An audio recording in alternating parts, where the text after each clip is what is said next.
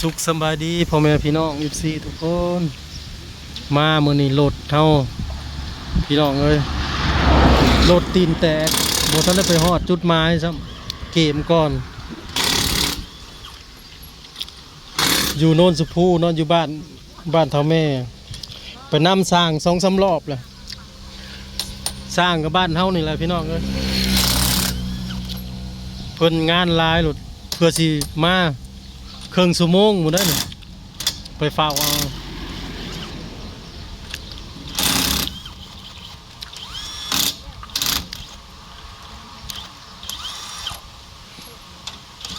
ตกใจเบิดเพราะเสียงตึ้มตึบตึบตึบตึบ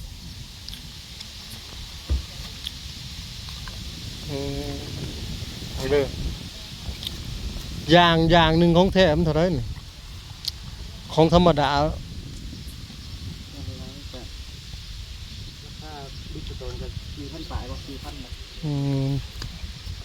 คันรุ่นธรรมดานี่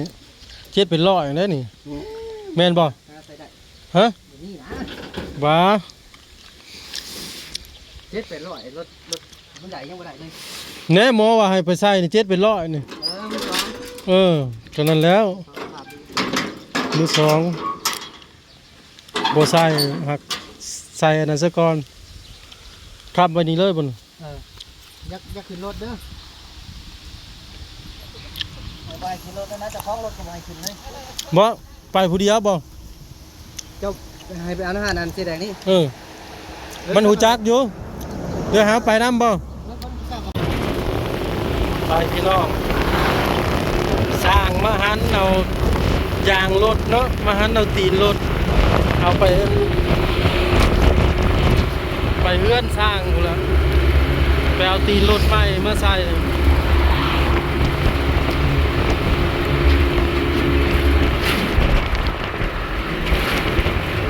สอก็ได้บนนี้พี่น้องให้อยู่ตีนหน้าบ่แตกตีนหลังแตก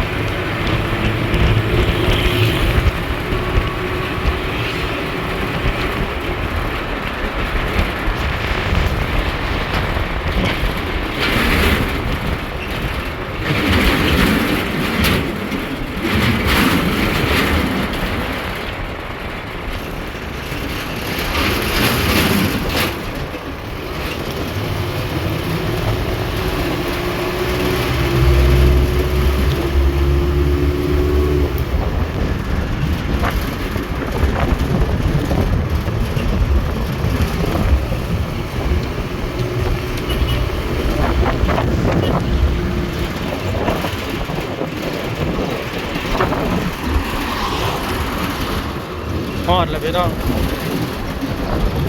สร้างกับบ้านอันนี้สิมาเอายางรถอ้ายเศร้าแพงเลยพี่น้องเด้ออ้ายเศร้าแพง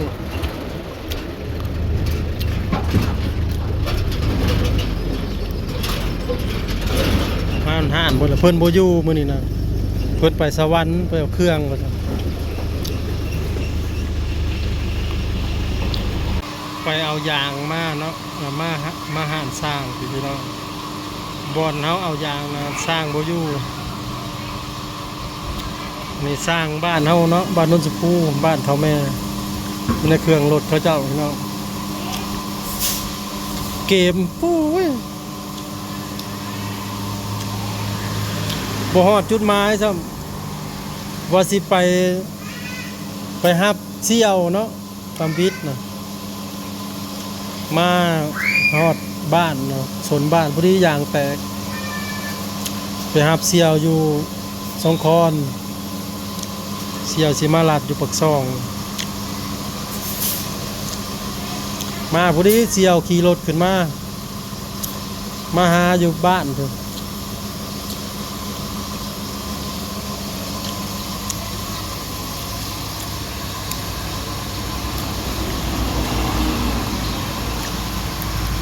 ได้เฮือนเฒ่าแม่พี่น้องเฮือนเบาเล่เฮือนเฒ่าแม่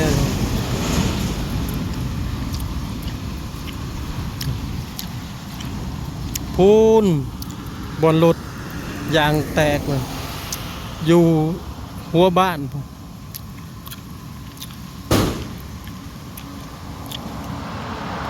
หัวทหารบ่ถึกแม่นบ่มันบ่เดียวกันบ่สั่งน่ะ หักช่างคนละเบอร์ สั่งใหญ่เนาะตัวน่ะ แต่ว่าจะเพิ่นทำกันบ่จัก เฮาว่าตัวนั้นมันสิเป็นสั่งแต่ง ช่างแต่ง สั่งมันล้อน้อย แต่งตีนต่ำ เฮาก็คิดว่าได้ มันสิเป็น18หรือ20ก็บ่จัก อืม บอกช่างมัน เดี๋ยวสั่ง เขาให้มามันใส่หันแทกกันได้แต่ว่าคือกันบางอันก็หันแทกกันได้คนละปอกหันได้ สร้างเพิ่นตรวจให้อย่ามันซึมอย่ามันหัว อันนี้ยางเก่าเนาะยางเก่าให้เพิ่นให้ไปใส่ซะก่อนเพราะว่ายางใหม่มันบ่ทันแล้วคันเปลี่ยนต้องได้เปลี่ยนซี่ผมบ่หรือเปลี่ยนแต่ซองบ่ซองหลังได้บ่คันแม่นเปลี่ยนยางหน้าบ่เลยมันคักเนาะยังดีอยู่พี่น้องเอ้ยมันเป็นยางหลังระเบิดกันได้เขาเป็นยางหน้าจักสิได้ทรงผมมีอ่ะเฮาก็ว่าเสียงกึกๆแล้วตำบิดนะฮะว่าลูกบีแตกบ่ฮาก็พรรถพังมาว่าสิลงมาเบิ่งบ่แล้วพอตึ้มแล้วโธ่ตกใจแล้วเนาะมันบักดังนึงคิดเบิ่งว่าแต่โซนบ้านน่ะเสียงได้ยินฮอดพี่จากพอกิโลพุ่นได้นี่น่ะแต่โซนบ้านมานี่ ใครอยู่ ไปโอเคเนาะ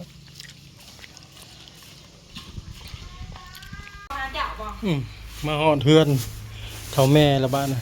เพิ่นก็มาแบ่งแนวกินให้ย่าของเสี่ยวเอามาขอบใจเสี่ยวหลายๆเด้อ ดีท่านผู้ชมเสี่ยวกับป้าอะไรกับเมื่อ เฮ็ดบ่เอง สบายดีพี่น้องกินข้าวเด้อ เพิ่นกินข้าว สไก่ เสี่ยวมาให้ก็มาแบ่ง สวะ หอยแน่แล้วก็ปลาแห้ง มาเป็นแน่ ปลาเป็น หรือมาแบ่งกันน้องอยู่ดี หลาย ธนามากินเปรี้ยวบ่เป็นแบ่งให้มันสุกคน เท่าแม่เพิ่นตำหูกเลยผม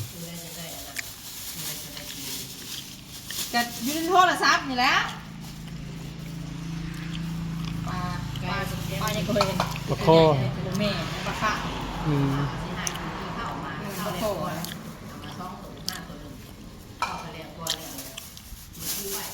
อืม มึงเลยกินหนอแก้ม แล้วข้าวบักแซงอ่ะได้จักสอบโหเบิ่งแน่เฮ้ย ข้าวอีแคทใน30กว่า 30ตัวละ ปานนี้เจ้าจะบอก40ป่าย 45 เท่ามาของใดนี่30กว่า มื้อแรงบ่แล้วสิไปแก้น้ำก็ได้บอกเขา แดดแล้วบ่ ผู้หญิงหลังมือ ไม่ได้ หืม ว่าเองเด้อ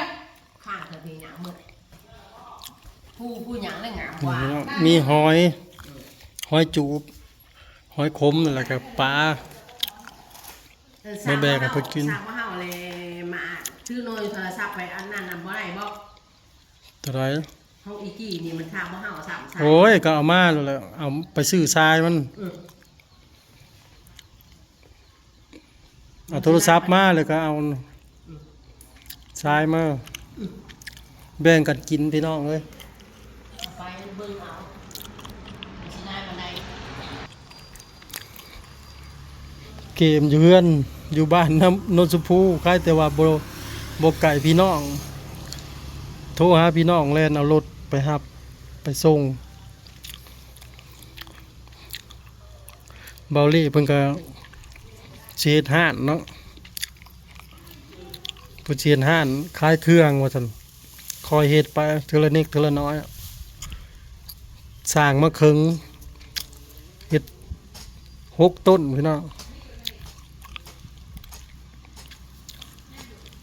เพิ่นสิเฮ็ดห้านขายกับเขาวว่าซั่น